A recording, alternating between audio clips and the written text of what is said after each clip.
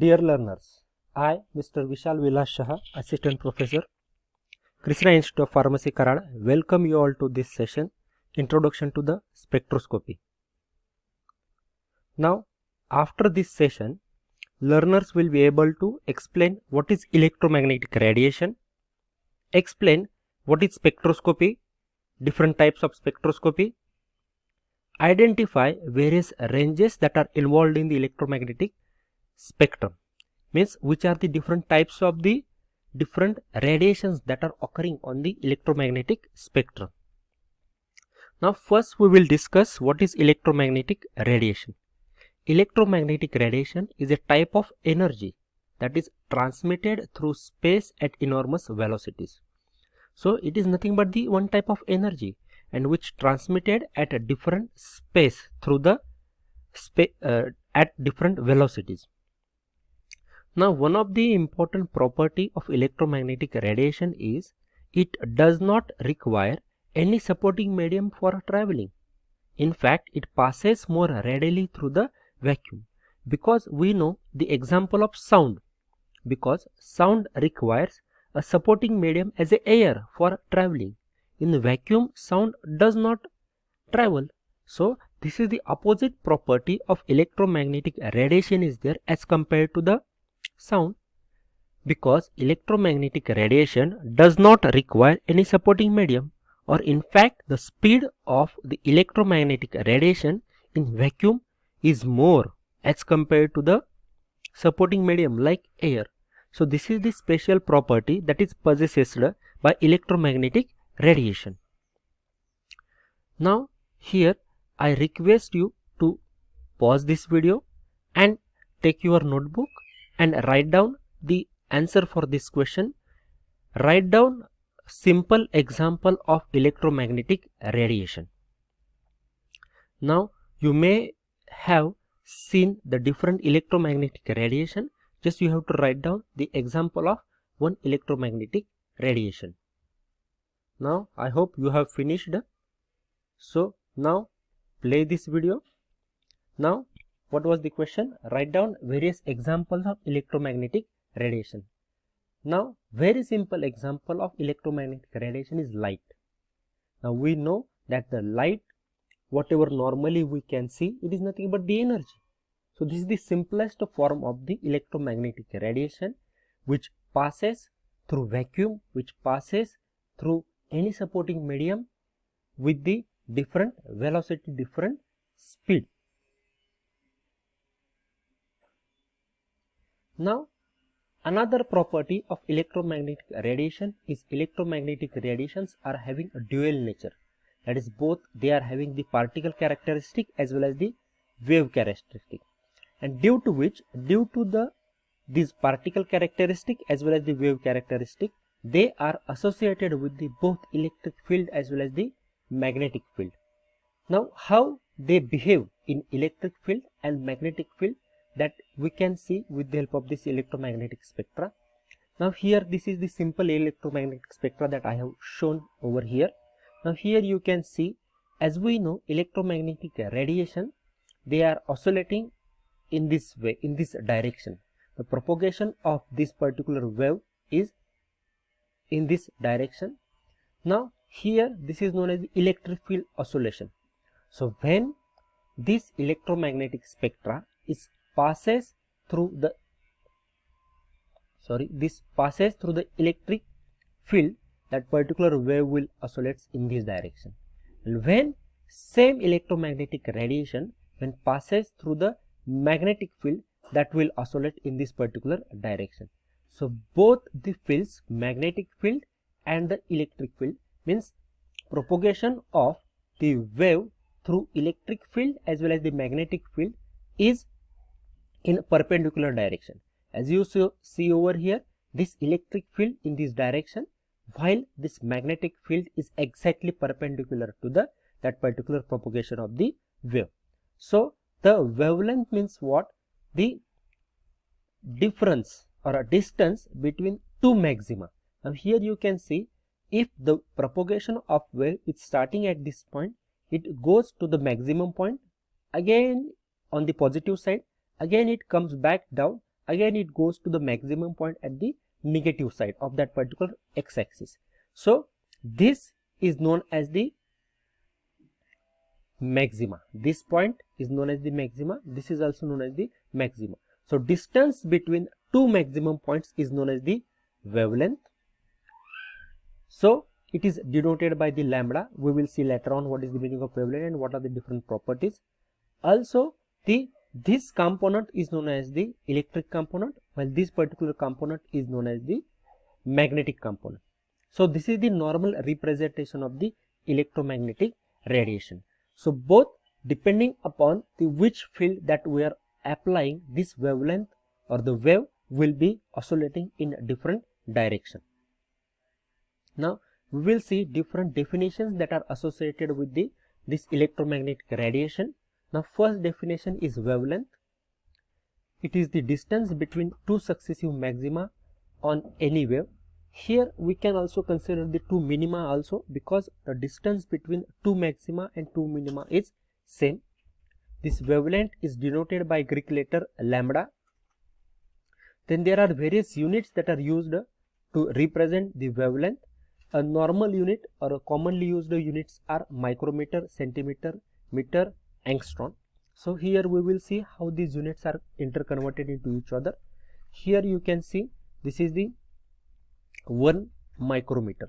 1 micrometer is equal to 10 raised to minus centimeter, or that is equal to 10 raised to 3 nanometer.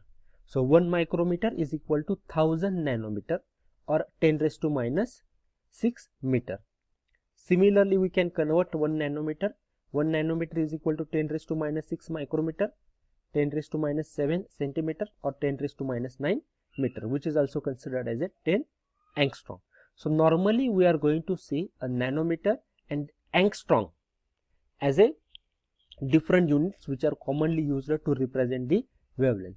Similarly, 1 angstrom is equal to 10 raised to minus 8 centimeter, 10 raised to 10 meter or 0.1 nanometer is there here. So these are the various units that are used to represent the wavelength. Now another definition that is commonly utilized is frequency.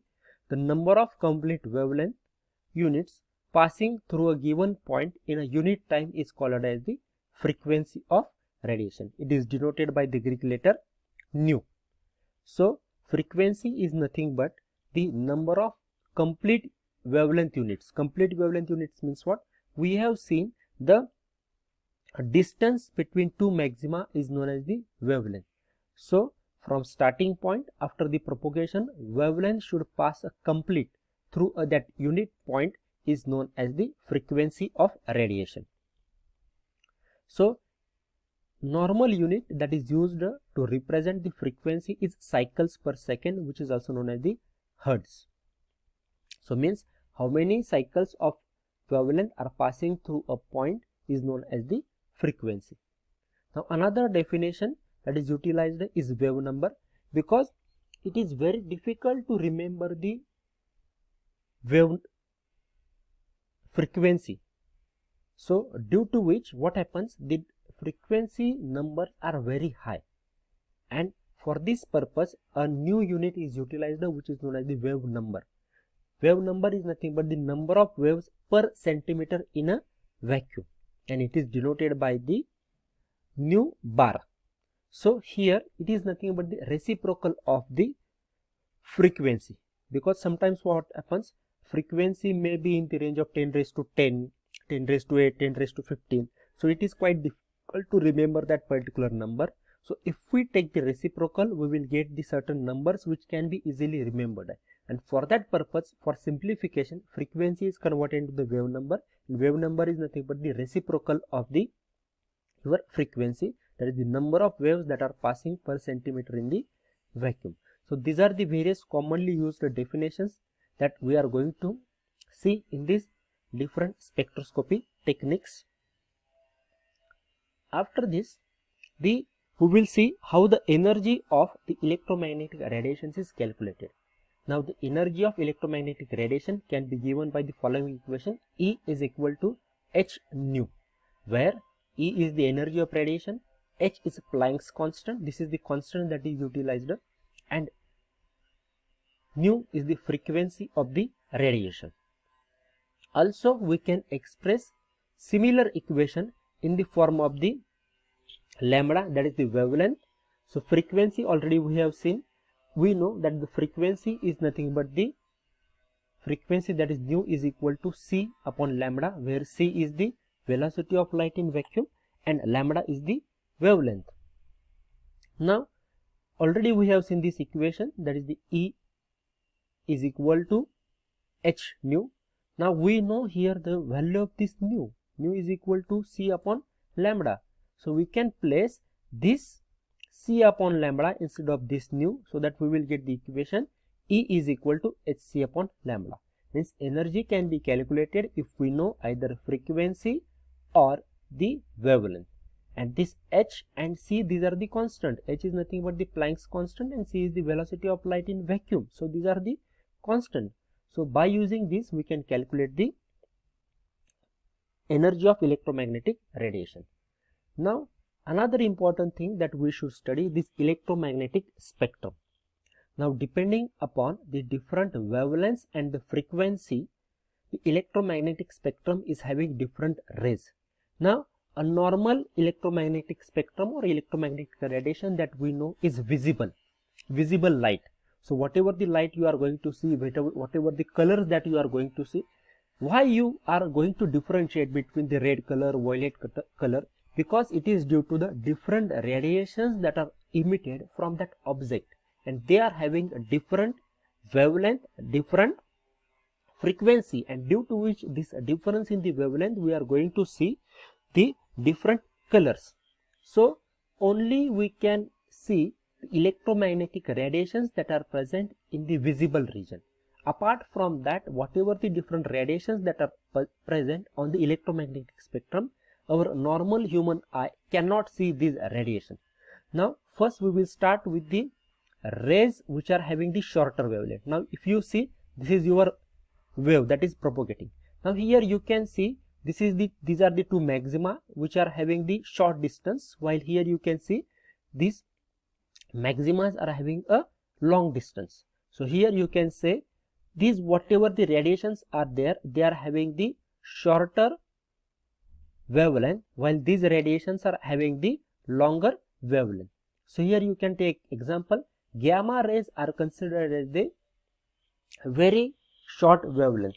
Now here we have seen that the E is equal to hc upon lambda. So we can say that the energy is inversely proportional to the lambda, that is the wavelength. Means if the wavelength is short, energy is maximum, and if wavelength is long, the energy will be less. So here this arrow indicates as you pass from radio waves to the gamma rays, the energy increases. Means what you can say, gamma rays are having the high energy while radio waves are having the less energy. Means less energy, so we can say high frequency gamma rays, and the radio waves are having the low frequency, because energy is directly proportional to the frequency and energy is inversely proportional to the wavelength. So gamma rays which are having the lowest energy, highest energy and the shorter wavelength. So here you can see this wavelength 10 raised to minus 5 nanometer approximately, which is having this frequency as 10 raised to 24. Further we can go from gamma rays to the X-rays. X-rays are having the range between the 1 angstrom to the 10 angstrom, and X-rays are emitted or absorbed by the movement of the electrons close to the nuclei of the relatively heavy atoms. Further we can, from X-rays we can move towards the ultraviolet, then visible, infrared, microwaves and radio waves.